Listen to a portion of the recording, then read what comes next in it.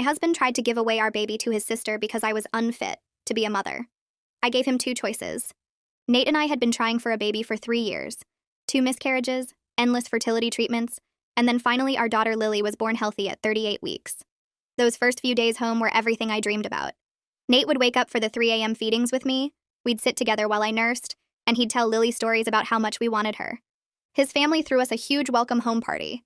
Everyone was thrilled, especially his sister Rachel, who'd been trying for kids even longer than us with no luck. She held Lily for hours that day, wouldn't put her down even when she cried. I thought it was sweet how much she loved being an aunt. Then Rachel started coming over every single day. At first, she'd bring food and help with laundry, which was actually helpful. But after 2 weeks, things got weird. She'd show up at 6 a.m. saying she wanted to let me sleep, but I'd find her in the nursery just staring at Lily in her crib. She started calling Lily my baby, instead of my niece. When I corrected her, she'd laugh and say I was being sensitive from the hormones. One morning, I woke up and found Rachel had completely rearranged the nursery because she said the layout was wrong for proper development. Nate said she was just excited and trying to help. Then Rachel started showing up during Lily's feeding times. She'd sit right next to me and watch, saying she was learning for when she had her own baby. She bought formula and kept insisting I should switch because breastfeeding was making me too tired to be a good mom. When I said no, she told Nate I was being stubborn and putting my pride over Lily's needs. He actually asked me to consider it. The breaking point was when I came back from a pediatrician appointment and found Rachel and Nate in the living room with papers spread everywhere. Rachel had printed out articles about postpartum depression, and they were making a list of my symptoms. Symptoms I didn't have. She said I seemed overwhelmed and maybe I needed more help than I was admitting. Nate was nodding along like an idiot. That night, Nate sat me down and said Rachel had offered to take Lily for a few weeks to give me a break. Not babysit. Take her. To her house an hour away. He said it would be good for me to rest and recover properly. I asked if he'd lost his mind. He said I was proving Rachel's point by getting defensive. I told him if he ever suggested giving away our baby again, he'd be talking to divorce lawyers. He slept on the couch. Rachel called the next day crying, saying she just wanted to help and I was keeping her from her niece. She said family helps each other and I was being selfish. Then she said something that made my blood freeze. She said maybe she'd be a better mother to Lily since she actually appreciated the gift of a child. I hung up on her. That weekend, Nate's mom called, saying Rachel told her I was struggling and refusing help. She offered to come stay with us to make sure Lily was being cared for properly. Then Nate's dad called, saying the same thing. Then his other sister. Rachel had told the entire family that I was an unfit mother. The next week, I found out Rachel had been telling her friends she was going to adopt a baby soon. One of them congratulated me at the grocery store for being such a selfless sister-in-law. That's when I knew this was never about helping me. Rachel wanted my baby and was trying to manipulate everyone into making it happen. So I started recording everything. Not to post anywhere, just for proof. Every visit, every conversation, every text. Rachel didn't know about the baby monitor app on my phone that recorded sound and video.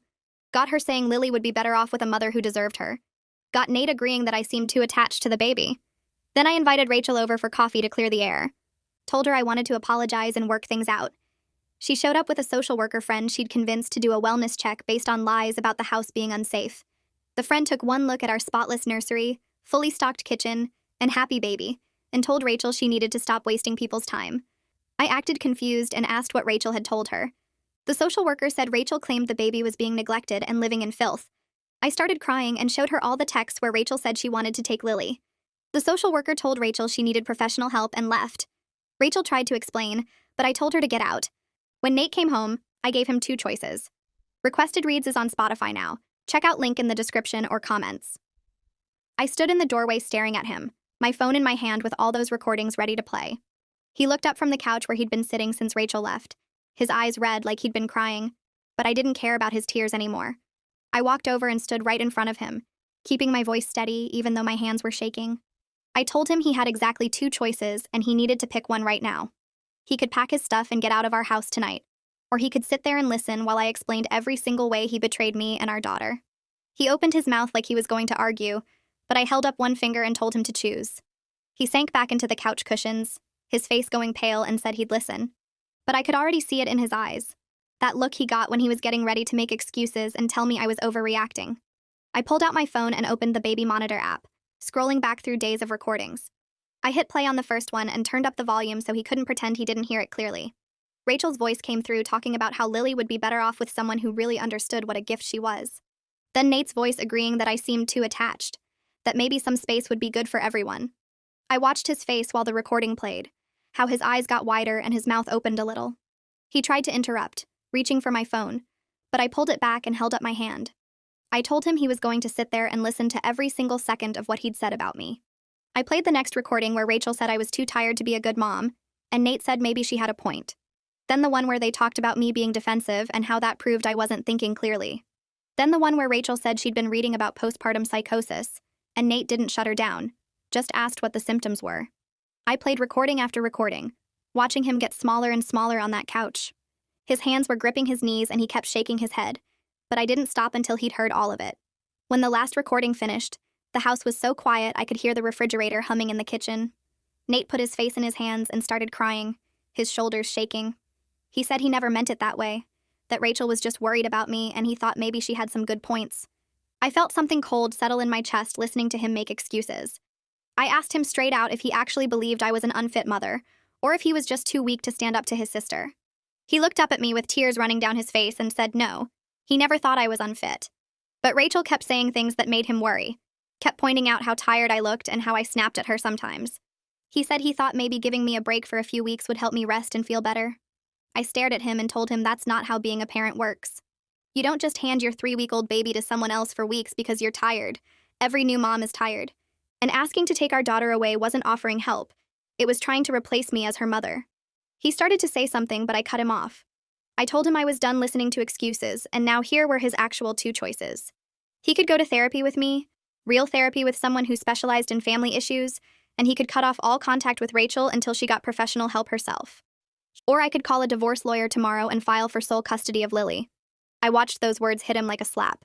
He said I couldn't be serious, that I was upset and not thinking clearly. I laughed and it sounded harsh even to me. I told him he had until morning to decide because I was packing bags for Lily and myself right now, and we were going to my mom's house tonight. He wasn't coming with us. He could sit in this house alone and think about what he'd done, about how he'd chosen his sister over his wife and daughter. He stood up like he was going to try to stop me, but I walked past him toward the nursery. My hands were shaking as I pulled out the diaper bag and started filling it with everything Lily would need. I grabbed diapers and wipes, bottles and formula even though I was still nursing, extra clothes and blankets. Nate stood in the doorway of the nursery watching me but not saying anything. I could feel him there, but I didn't look at him. I went to our bedroom and threw clothes into my overnight bag, not even caring what I grabbed. I picked up Lily from her bassinet and she made a little noise in her sleep but didn't wake up. I held her against my chest and felt my heart pounding. I was doing this. I was actually leaving. The thought made me feel scared and strong at the same time. I carried Lily out to the living room where Nate was sitting on the couch again, staring at nothing. I told him I meant every word I said. He had until tomorrow morning to decide if he wanted to be part of this family or not. Then I called Natalia while standing right there in front of him. Natalia answered on the second ring, and I could hear music in the background like she was at a restaurant. I told her I needed her to come get me and Lily right now. She didn't ask questions, just said she'd be there in less than an hour and to have everything ready. I hung up and sat in the armchair as far from Nate as I could get, holding Lily and waiting. Nate tried to talk to me twice, but I just stared at the wall and didn't respond. When I heard Natalia's car pull up outside, I stood up and grabbed the bags. Natalia came to the door and took one look at my face, and then at Nate sitting there looking miserable. She grabbed the diaper bag and my overnight bag without saying anything to him. She hugged me tight in the doorway, careful not to squish Lily between us. She told me I was doing the right thing, that what Rachel and Nate did was completely wrong, and I had every right to protect my baby. We loaded everything into her car and I got in the back seat with Lily in her car seat. I didn't look back at the house as we drove away. At my mom's house, Natalia helped me carry everything inside while my mom stood in the doorway looking worried. Once we got Lily settled in the guest room, I finally let myself fall apart. My mom took Lily and held her while I sat on the guest bed and cried harder than I'd cried since those miscarriages.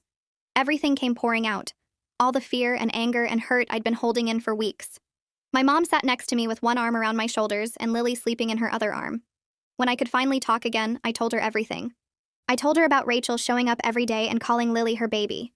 I told her about the articles on postpartum depression, and Nate agreeing I seemed too attached. I told her about the social worker and the recordings, and Rachel saying she'd be a better mother. My mom's face got harder and angrier with every word. She said she never trusted Rachel's behavior at that welcome home party, how Rachel wouldn't put Lily down even when she was crying, how she kept staring at her with this weird, intense look. My mom said she'd thought about saying something but didn't want to cause problems with Nate's family. That night, I lay in the guest bed with Lily in a bassinet next to me, and my phone kept lighting up with calls from Nate. 6 times he called, and 6 times I let it go to voicemail. I could hear him moving around in the other room where my mom was still up. She came in around 11 and sat on the edge of the bed. She told me to let him sit with what he'd done, that he needed to feel the real weight of potentially losing his family. She said sometimes people don't understand how badly they've messed up until they face actual consequences. I asked her if she thought I was doing the right thing, and she said absolutely, that protecting Lily was the only thing that mattered now. I fell asleep with my hand on Lily's bassinet, feeling safer than I had in weeks, even though everything was falling apart. The next morning, I woke up to pounding on my mom's front door. I grabbed my phone and checked the time. It was barely 7 in the morning. The pounding got louder, and then I heard Rachel's voice, high and frantic, yelling that I was keeping her from her niece. My mom appeared in the doorway of the guest room already on her phone. She told me to stay inside with Lily and keep recording. I opened my phone's voice recorder while Rachel kept banging and screaming outside. She was crying and saying I had no right to take Lily away from her family, that she loved Lily more than anything, that I was being cruel and selfish. My mom's voice came through clearly telling Rachel to leave or she'd call the police. Rachel just screamed louder that she wanted to see her baby. My mom said the police were already on their way. I sat on the bed holding Lily and recording every word Rachel said through that door, knowing I'd need this evidence later. The officer showed up within 10 minutes, a tall guy with graying hair and a calm expression that made me feel safer just looking at him. Rachel was still yelling through the door when he pulled up, her voice breaking with these awful sobs that might have made me feel bad if I didn't know what she was trying to do. My mom opened the door and Rachel immediately tried to push past her, but the officer stepped in front and held up his hand. He asked Rachel to step back from the door and explain what was happening. She started crying harder and saying I'd stolen her niece, that I was keeping Lily from her family, that she just wanted to make sure the baby was okay. The officer looked at her for a long moment and then asked if Lily was her child. Rachel hesitated and said no, but she loved her like a daughter. He asked if she had any legal custody or guardianship rights. Rachel said no again, but her voice got defensive. The officer turned to my mom and asked if Rachel had been invited to the property. My mom said absolutely not, that Rachel had been told to leave and was now trespassing and harassing us. Rachel started talking faster, saying my mom didn't understand, that I was struggling and refusing help, that someone needed to check on Lily. The officer asked Rachel how she knew where we were staying. Rachel went quiet. My mom pulled out her phone and showed the officer the recording from earlier, Rachel screaming through the door about her baby. The officer's expression changed as he listened, getting harder. He asked Rachel if she had a relationship with the child's mother, and Rachel said we were sisters, which wasn't even true. My mom corrected her and said Rachel was the sister-in-law. The officer asked Rachel if she'd been asked to stop contacting us, and Rachel said yes, but it was because I wasn't thinking clearly. He told Rachel she needed to leave immediately, or he'd arrest her for trespassing and harassment. Rachel's face crumpled and she started begging, saying she just wanted to see Lily for 1 minute, just to know she was safe. The officer said that wasn't happening, and if she didn't leave right now, she'd be spending the day in jail. Rachel looked at my mom's house like she was trying to see through the walls, then back at the officer, then finally walked to her car. She sat in the driver's seat for a minute just staring at the house before she drove away. The officer came inside and asked if we wanted to press charges. My mom looked at me and I shook my head. Not because I didn't want to, but because I was so tired and just wanted it to be over. He said he understood but strongly suggested we document everything and consider a restraining order if Rachel tried to contact us again. He pulled out a notepad and started writing up a report about what happened, asking questions about Rachel's previous behavior and the social worker incident. I showed him the recordings on my phone, and he listened to all of them, his jaw getting tighter with each one. He said what Rachel was doing constituted harassment and stalking, and the recordings would be valuable evidence if we needed legal protection. He wrote down his badge number and said to call him directly if Rachel showed up again. After he left, my mom locked the door and we just stood there in the hallway. Lily started crying from the guest room and I went to get her, holding her close while she fussed. My mom made coffee and we sat at her kitchen table, not really talking, just existing in the quiet. Around noon, a car pulled into the driveway and my stomach dropped until I saw it was Nate. He looked terrible when he came to the door, his eyes red and his hair sticking up like he'd been running his hands through it all night. My mom let him in, but her face was cold. Nate stood in the entryway and looked at me holding Lily. He said he'd chosen us, that he'd do whatever it took to fix this, that he'd cut off Rachel and go to therapy and anything else I needed. The words sounded good, but I'd heard good words before. I told him words were easy and I needed to see actual action. He nodded like he'd expected that. I said he needed to call his parents right now, with me listening, and tell them the truth about what Rachel did and what he'd allowed to happen. Nate pulled out his phone with shaking hands and dialed. His dad Hugo answered and Nate put it on speaker. Nate started explaining what had happened this morning, Rachel showing up at my mom's house and screaming through the door. Hugo interrupted and said Rachel was just going through a hard time with her infertility, that we needed to be more understanding. Nate tried to keep talking, but his dad talked over him, saying Rachel was family, and we couldn't just cut her off. Nate's voice got louder, and he said Rachel had tried to take Lily, that she'd manipulated everyone into thinking I was unfit. Hugo said that was a strong word, and maybe Rachel had just been trying to help in her own way. I felt my hands start shaking. Nate said there was more, that Rachel had brought a social worker to our house based on lies. His mom, Elodie, got on the phone and her voice was already crying. She said this was tearing the family apart and couldn't we all just sit down and work it out? I took the phone from Nate. My voice came out steadier than I felt, and I told them I understood infertility pain better than anyone after my 2 miscarriages. But that didn't give Rachel the right to try to take my baby. Elodie made a sound like I'd slapped her. I kept talking and explained about the recordings, about Rachel saying she'd be a better mother, about Nate agreeing I seemed too attached to my own daughter. Hugo started saying I was taking things out of context, but I talked over him. I told them about the social worker incident, about Rachel lying and saying Lily was neglected. My voice was shaking now, but I kept going. I said I had recordings of everything, and if they didn't believe me, I'd play them. Elodie started crying harder and saying this was all wrong, that family should support each other. I told her Rachel tore this family apart when she decided she deserved my baby more than I did, and I was done being understanding while everyone enabled her behavior. I said I'd spent weeks being told I was overreacting and being too sensitive and putting my pride over Lily's needs, but I was Lily's mother and protecting her was my job. Hugo said I was being dramatic and I needed to calm down. I told him I was completely calm, and he could either accept that Rachel needed serious help, or he could join her on the list of people who weren't allowed around my daughter. Elodie asked if I was really going to keep them from their granddaughter, and I said that depended entirely on whether they could accept reality. I handed the phone back to Nate and walked away, my whole body shaking. 2 days later, Natalia called and said her husband Gregory wanted to meet with Nate and me. Gregory was a family therapist and had heard about what was happening. We met at his office, a quiet room with comfortable chairs and tissues on every surface. Gregory asked us to each explain what had happened from our perspective. I went first and told him everything, trying to keep my voice steady. When I got to the part about Nate agreeing to let Rachel take Lily, Gregory stopped me and asked Nate if that was accurate. Nate nodded and said he'd thought it would help me rest. Gregory asked him why he thought his wife needed to be separated from her 3-week-old baby to rest. Nate didn't have a good answer. Gregory spent the next hour helping Nate understand how deeply he'd betrayed my trust by even entertaining Rachel's ideas. He asked Nate if he would have suggested giving Lily to anyone else for weeks, and Nate said no. Gregory asked why Rachel was different, and Nate said because she was family. Gregory explained that Nate's family had a pattern of protecting Rachel from consequences because of her infertility struggles, which taught her that manipulation works. Nate looked uncomfortable but didn't deny it. Gregory said enabling someone's harmful behavior wasn't love. It was avoiding the discomfort of holding them accountable. He asked Nate what he was more afraid of, his wife leaving him or his family being upset with him. Nate took a long time to answer. Later that week, I met with Christina Watkins, a family law attorney Natalia had recommended. Christina's office was downtown, all dark wood and leather chairs that probably cost more than my car.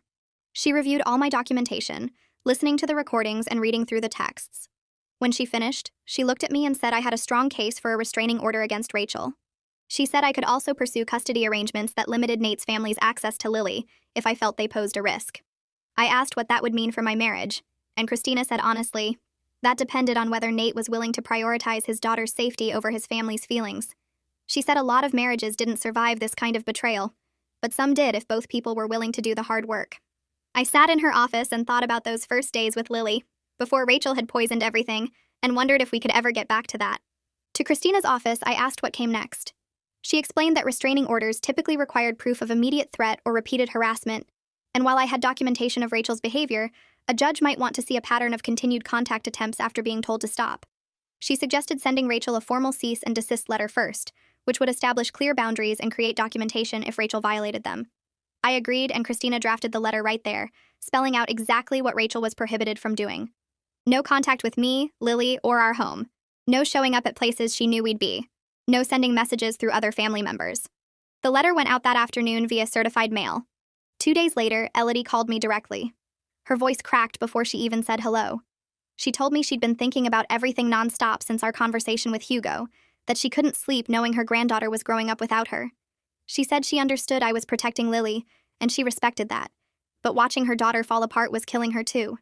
Elodie admitted she'd known for years that Rachel's obsession with having a baby wasn't healthy, that after Rachel's late miscarriage she'd stopped being herself. She said they'd suggested therapy back then, But Rachel insisted she was fine, and they'd let it drop because confronting her was too hard. Elodie started crying and said she should have pushed harder, should have made Rachel get help instead of hoping time would fix things. Then she asked if there was any way, eventually, after Rachel got proper treatment, that we could work towards supervised visits. Not now, she said quickly, but someday. She just needed to know there was hope of seeing Lily again. I sat on my couch holding Lily while she napped on my chest, feeling the weight of Elodie's grief through the phone. I told her honestly that I didn't know if I'd ever feel comfortable with Rachel around my daughter. Every time I thought about those recordings, about Rachel saying I didn't deserve Lily, my whole body went cold. But I said I was willing to see how Rachel's treatment went, to watch if she actually got help and respected boundaries. I told Elodie that my first priority had to be protecting Lily, and their feelings about missing their granddaughter came second to my daughter's safety. I wasn't trying to be cruel, I said, but I wouldn't risk Lily's well-being to make anyone else feel better. Elodie said she understood and thanked me for even considering it. After we hung up, I cried into Lily's soft hair, hating that everything had gotten so broken. Gregory called Nate a few days later and suggested individual therapy in addition to our couples sessions. He said Nate needed to work through his family patterns separately from our marriage issues, that the two were connected but required different approaches. Nate agreed immediately and started seeing a therapist named Dr. Miller twice a week. At first I was skeptical, thinking Nate would just go through the motions to appease me. But after his third session, he came home looking shaken. He told me Dr. Miller had helped him see how his family's dysfunction had taught him to normalize Rachel's boundary violations, how they'd all learned to prioritize keeping peace over addressing real problems. Nate said he'd spent his whole life being told that Rachel needed extra understanding because of her struggles, and he'd internalized that to the point where he couldn't recognize when her behavior crossed into dangerous territory. He said understanding that didn't excuse what he'd done, but it helped him see why he'd failed to protect us. Watching him actually do the work instead of just promising to change made something tight in my chest loosen slightly. I started therapy too, with a woman named Paloma Zamora who specialized in postpartum issues and family trauma. Natalia had recommended her after hearing me talk about how hard it was to separate normal new mom stress from the chaos Rachel had created. Paloma's office felt safe, all soft lighting and comfortable chairs, and she let me cry through our entire first session without trying to fix anything. She helped me understand that what I was experiencing wasn't postpartum depression like Rachel had tried to claim, but a completely normal response to betrayal and threat. She said my protective instincts toward Lily were healthy, not paranoid, and that I was right to trust my gut about Rachel's intentions.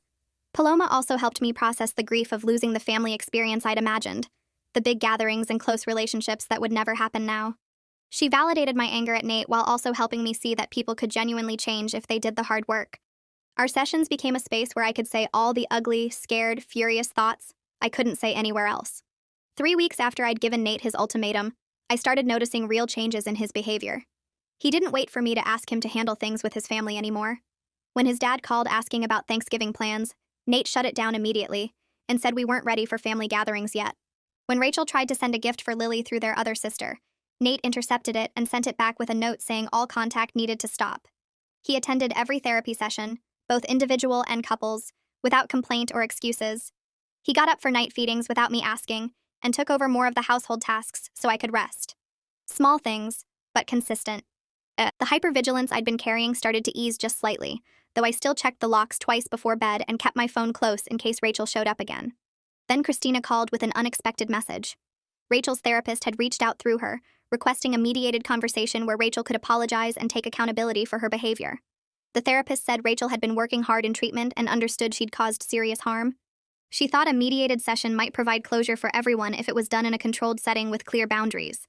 I felt sick at the thought of seeing Rachel again, of hearing whatever explanation she'd come up with for trying to steal my baby. But when I talked to Gregory about it, he said it might actually help. He explained that Rachel taking real accountability, not just offering empty apologies, could give me a sense of completion. He said the session would happen at Christina's office with both our attorneys present plus Rachel's therapist, so I'd be completely protected. I agreed reluctantly, mostly because I wanted to look Rachel in the face and tell her exactly what she'd done to our family. The mediated session happened on a cold Tuesday morning at Christina's downtown office. Rachel walked in looking terrible, like she'd aged years in the month since I'd last seen her. Her face was pale and thin, her eyes red and swollen. She sat across from me at the big conference table with her therapist next to her, while Nate sat beside me and our attorneys flanked us on either side. Rachel started crying before anyone said anything, her whole body shaking with sobs. Her therapist had to prompt her twice to begin. When Rachel finally spoke, her voice came out broken and small. She said she'd spent the last month in intensive therapy trying to understand what she'd done and why. She cried through most of her apology, stopping to wipe her face and catch her breath. Rachel admitted she'd convinced herself that I didn't deserve Lily after everything she'd been through trying to have a baby. She said watching me get pregnant and have a healthy delivery when she'd lost her baby had broken something in her mind.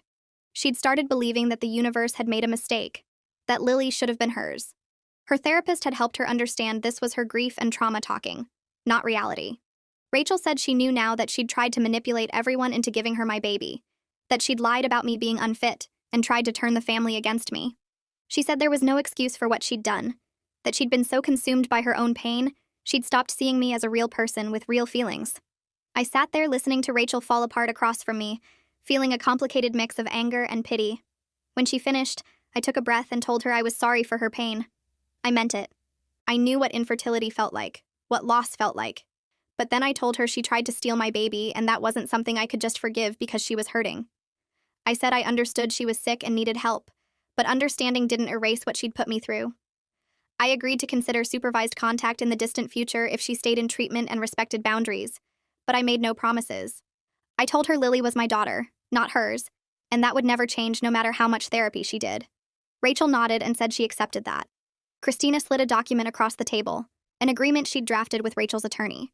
No contact with me or Lily for at least 6 months. Continued therapy with documentation provided to Christina monthly. Any future contact only through supervised channels with my explicit permission. Rachel signed it without arguing, her hand shaking as she wrote her name. Then she looked at me one more time and whispered that she was sorry, that she hoped someday I could forgive her even though she didn't deserve it. I didn't respond. I just watched her leave with her therapist, feeling exhausted and empty and relieved all at once. Nate wrapped his arms around me outside Christina's office building while I shook against his chest. The tears came hard and fast, all the anger and sadness I'd been holding back during the meeting finally breaking through. I wasn't crying about Rachel anymore, not really. I was crying for Hugo and Elodie, who I'd actually liked before all this started, who I'd imagined being involved grandparents at birthday parties and holidays.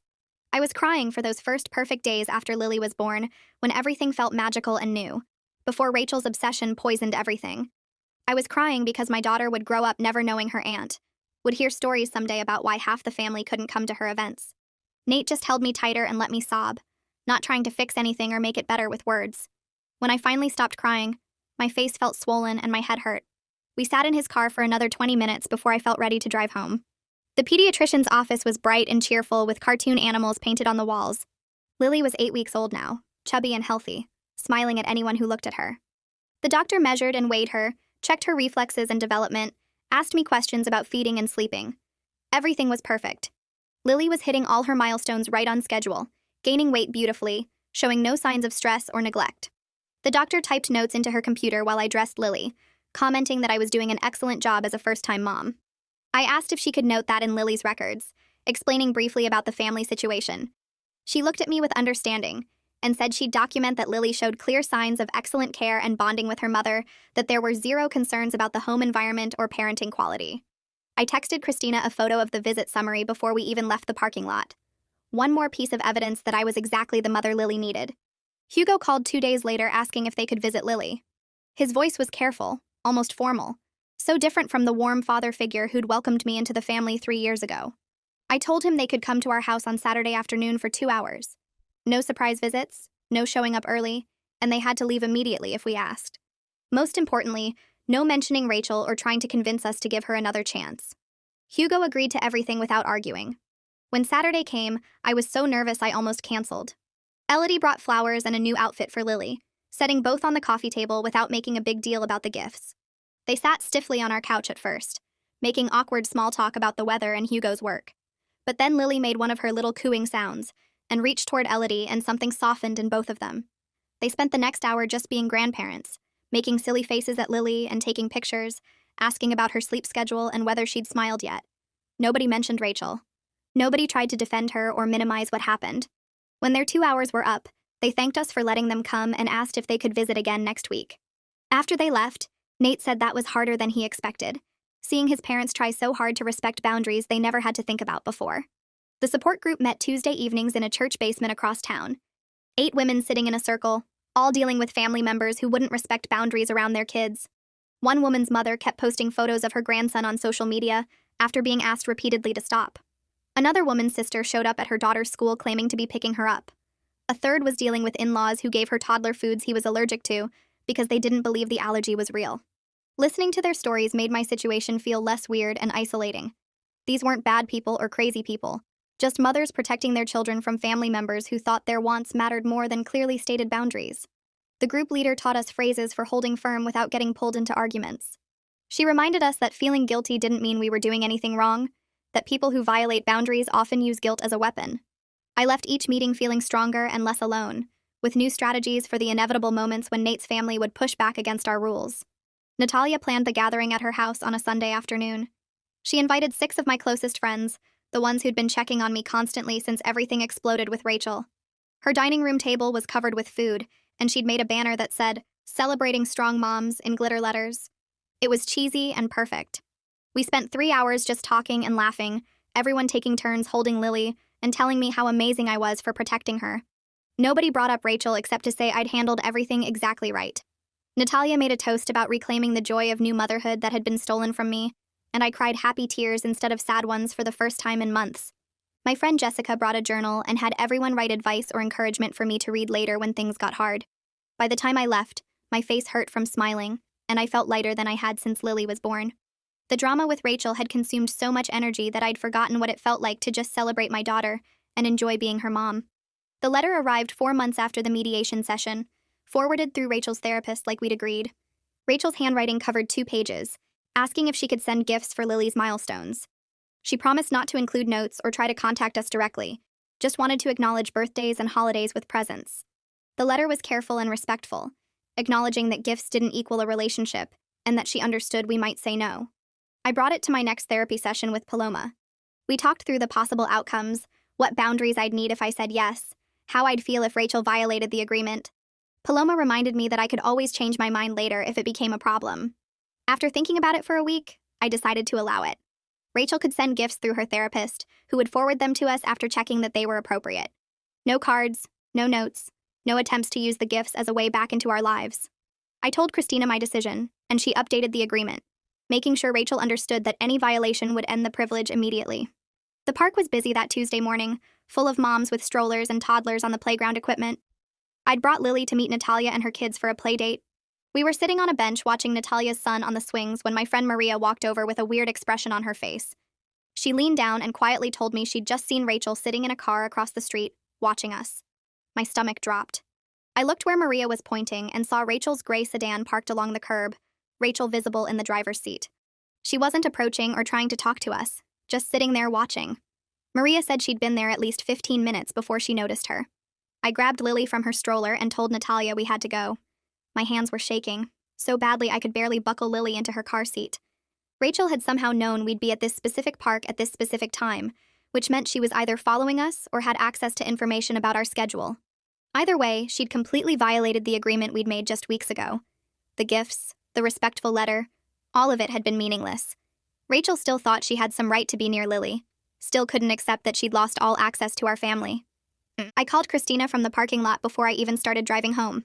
She answered immediately and listened while I explained what happened, my voice high and panicked.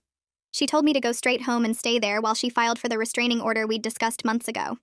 This was exactly the kind of escalation she'd warned me about, Rachel testing boundaries and seeing what she could get away with. Christina said the documented pattern of behavior plus this stalking incident would make the restraining order easy to get approved. When Nate got home from work, I was still shaky and upset. He called Rachel immediately, his voice cold and furious in a way I'd never heard before. He told her she'd just destroyed any possibility of ever meeting Lily, that showing up at the park was stalking and he was done making excuses for her. Rachel tried to say she just wanted to see Lily from a distance, that she wasn't hurting anyone. Nate cut her off and said she'd proven she couldn't be trusted with even the smallest privilege, and now she'd face legal consequences. He hung up while she was still trying to explain herself. Christina filed the paperwork the next morning and we had a court date within the week. The judge reviewed all the documentation we'd compiled over the past 5 months, the recordings and texts and the social worker incident, and now the park stalking. Rachel's lawyer tried to argue that she was just a grieving woman who made mistakes, but the judge wasn't buying it. The pattern was too clear, the escalation too obvious. The restraining order was granted that same day. Rachel had to stay at least 500 feet away from me, from Lily, from our house, and from any location she knew we went regularly. If she violated it even once, she'd face criminal charges. Walking out of the courthouse, I felt relief and sadness mixed together. This was really it. Rachel would never hold Lily, never be at family gatherings, never have the aunt relationship she'd wanted so desperately. But she'd done this to herself by refusing to accept boundaries, by choosing her obsession over getting real help. Hugo and Elodie came over that evening looking destroyed. Elodie's eyes were red from crying, and Hugo looked like he'd aged 10 years. They sat on our couch, and Hugo said they couldn't believe it had come to this, that their daughter now had a restraining order against her. Nate didn't soften or apologize.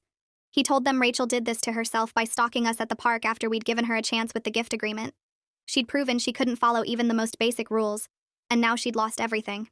Hugo started to say something about Rachel being sick and needing compassion, but Nate stopped him. He said they'd been making excuses for Rachel his whole life, protecting her from consequences because they felt guilty about her infertility, and that's exactly why she thought she could get away with trying to take our baby. If they'd gotten her real help years ago instead of enabling her, maybe none of this would have happened. Elodie cried harder, but Hugo went quiet, and after a long moment, he admitted Nate was right. They should have insisted Rachel get therapy after her miscarriage instead of just letting her obsess over having a baby. They should have seen the warning signs when she fixated on other people's children.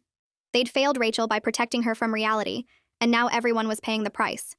I told Nate's parents they'd been making excuses for Rachel their whole lives, and it finally caught up to everyone. Elodie wiped her eyes and said they knew I was right, that they'd see a therapist themselves to work through their guilt about Rachel's situation. Hugo asked if we could all move forward now that Rachel had legal consequences and was getting treatment. I said maybe, but it would take time, and they needed to respect that I'd never fully trust them after they believed Rachel's lies so easily. 5 months had passed since that day I gave Nate his 2 choices. We were in a better place now, functioning like a real team again, but something fundamental had shifted between us. I trusted him more than I did during the worst of it, when I'd wondered if he'd actually try to take Lily from me. He'd proven himself through hundreds of small actions, showing up for therapy every week, changing his work schedule to be home more, standing up to his family without me asking. But there was a scar there that we both felt. Some nights I'd wake up and watch him sleeping, remembering how he'd nodded along while Rachel listed my supposed symptoms of depression. The memory would hit me like ice water, and I'd have to remind myself that he'd chosen us, that he was different now. Nate knew about these moments. I'd told him in therapy that sometimes I still saw him sitting on that couch with Rachel's printed articles spread between them. He'd cried and said he understood, that he'd spend the rest of his life proving he'd never betray me like that again. Gregory helped us figure out what our marriage looked like now. We had a session where he asked us to describe our relationship, and Nate said he felt like he was on probation, always waiting for me to decide he hadn't done enough. I admitted that was partly true, that I needed him to understand his betrayal had permanent consequences. Gregory said that was fair, that Nate had broken something precious, and rebuilding would take years, not months. He helped Nate accept that I needed ongoing reassurance, that he couldn't just apologize and expect everything to go back to normal. Nate agreed without arguing. He said he'd rather spend his life earning back my trust than lose me and Lily by being defensive. That session helped more than all the others combined because Nate finally got it. He understood that his actions had changed our marriage forever, and he had to live with that. My mom packed up to go home but promised to visit every few weeks. She hugged me at the door and said she was proud of how I'd protected Lily, that not every woman would have the strength to stand up to her husband and his entire family. I cried because I hadn't felt strong during any of it, just scared and angry. She said that's what real strength looked like, doing the hard thing even when you're terrified. Before she left, she pulled Nate aside, and I heard her tell him he'd better never give her reason to come back and take me and Lily away for good. He promised her he wouldn't. Watching her car pull away made me sad because having her there had felt like a safety net, but I also knew Nate and I needed to figure out our family without her as a buffer. I started taking Lily to baby classes at the community center. There was a music class on Tuesdays and a movement class on Thursdays, and I met other moms who just wanted to talk about normal things. Nobody knew about Rachel or the restraining order or any of the drama. We talked about sleep schedules and teething and whether our babies were rolling over yet. One mom complained about her mother-in-law buying too many toys, and I had to bite my tongue because at least her mother-in-law wasn't trying to steal her baby. But it felt good to have these normal conversations, to be around people who saw me as just another new mom instead of someone who'd been through trauma. I exchanged numbers with a few of them, and we started meeting at the park between classes. Lily loved watching the other babies, and I loved having friends who didn't know my story. Nate came home one evening and told me he'd gotten a promotion at work. More money, better hours, and the option to take some time off. We sat at the kitchen table after Lily went to sleep, and he said he wanted to take the paternity leave he'd skipped when she was born. He'd only taken a week off initially, and then everything with Rachel had exploded, so he'd missed out on that early bonding time. He wanted to take 2 weeks now to just be with Lily, to have the experience that got stolen from us by the crisis. I felt my throat get tight, because this was exactly the kind of thing the old Nate wouldn't have thought of. He would have taken the promotion and kept working, not understanding what he'd missed. But this Nate, the one who'd been humbled and changed by almost losing everything, he got it. He understood what Rachel and his own weakness had taken from our family. I told him yes, that I thought it would be good for both of them. Rachel's therapist called Nate's phone and asked if she could speak to both of us. We put her on speaker, and she said Rachel was moving to another state for intensive treatment at a facility that specialized in infertility trauma and obsessive disorders. Rachel wanted us to know she was leaving, that we wouldn't have to worry about running into her anywhere. The therapist said Rachel had accepted she would never have a relationship with Lily and was trying to build a life that didn't revolve around babies she couldn't have. Part of me felt relief wash over me because Rachel being far away meant one less thing to worry about. Part of me felt sad that it had come to this, that Rachel's pain had twisted into something so dangerous she had to leave her entire life behind. But mostly I felt glad she'd be hundreds of miles away instead of one town over. After we hung up, Nate asked how I felt about it. I said I hoped the treatment helped her, but I was mostly just grateful Lily would be safer. Nate's parents called a few days later asking if they could have regular grandparent time now that Rachel was moving away.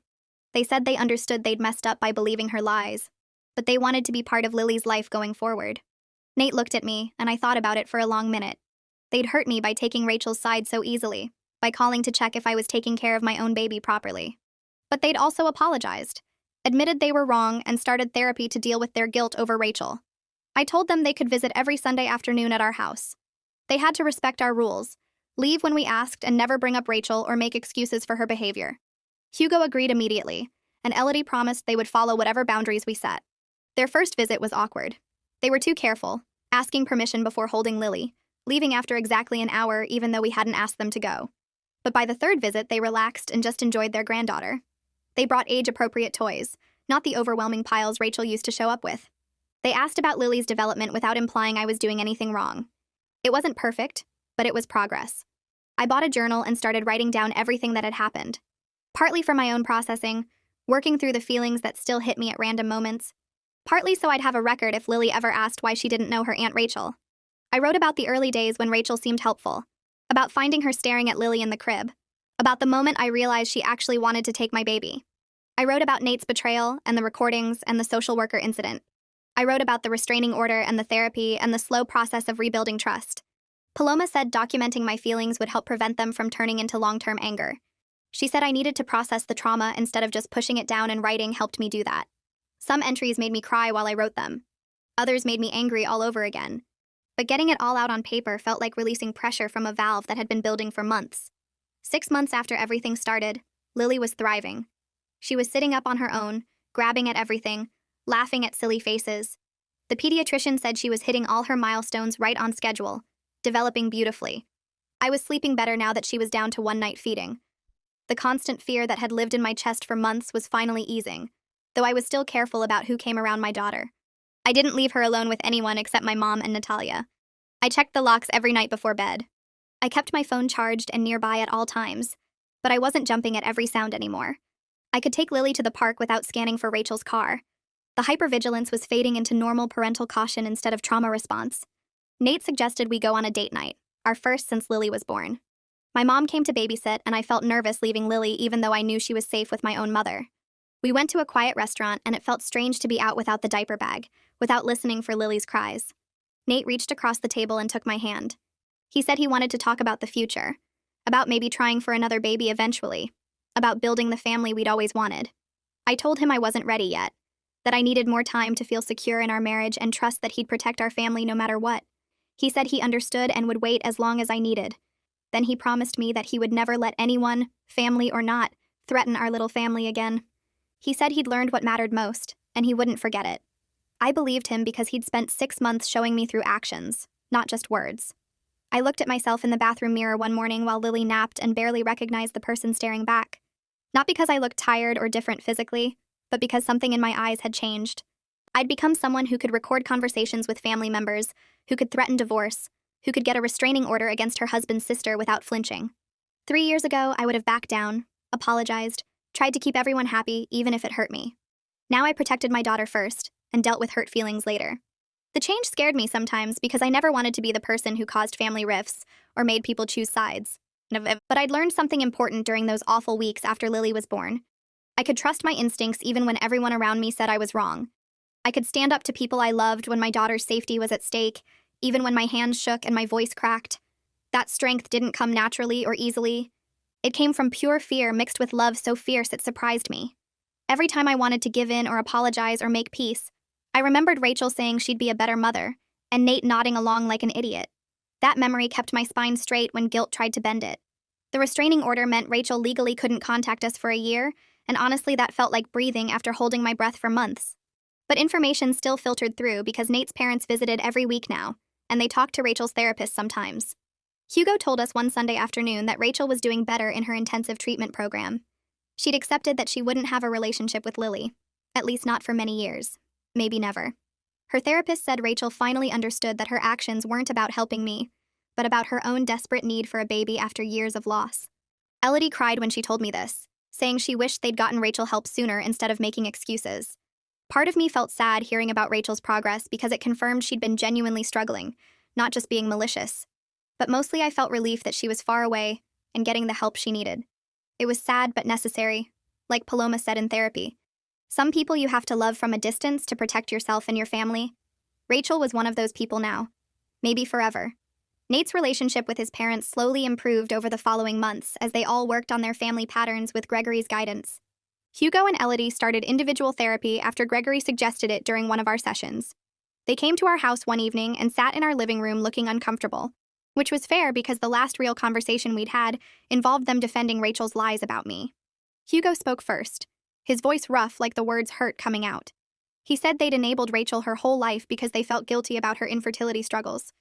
Every time she crossed a line, they made excuses because she was hurting. They taught her that manipulation worked and consequences didn't apply to her. Elodie added that their therapist helped them see how they'd damaged Rachel by protecting her from reality and damaged their relationship with Nate by expecting him to go along with it. They were trying to break those cycles now, working on setting boundaries with Rachel even though it was hard. I respected that they were finally doing the work even though the damage was already done. Our relationship would never be what it could have been if they'd supported me from the start. But I could appreciate their effort to change and their genuine love for Lily. That was enough for now. I started planning Lily's first birthday party in October and decided immediately to keep it small. The big family gatherings I'd imagined before all this happened weren't realistic anymore, and trying to force them would just create stress. I made a list of immediate family and close friends, maybe 20 people total. Nate's parents were invited because they'd proven themselves over the past months by respecting our boundaries and showing up consistently for Lily. My mom, obviously, plus Natalia and her family because they'd been there through everything. A few friends from my mom group who didn't know about the drama and just thought I had a sweet baby. I told Nate the rules clearly when we discussed the guest list.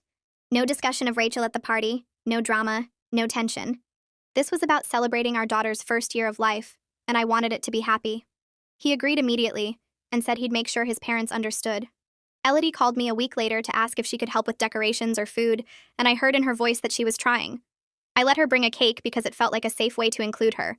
Planning that party felt symbolic somehow, like I was reclaiming the joy that got stolen during Lily's first weeks. This time I was in control of who came into our space and what kind of energy they brought with them. Paloma helped me work through the grief of losing the family experience I'd imagined during all those years of trying to get pregnant. I'd pictured big holiday gatherings with cousins running around, close relationships with in-laws where they'd babysit and we'd do Sunday dinners.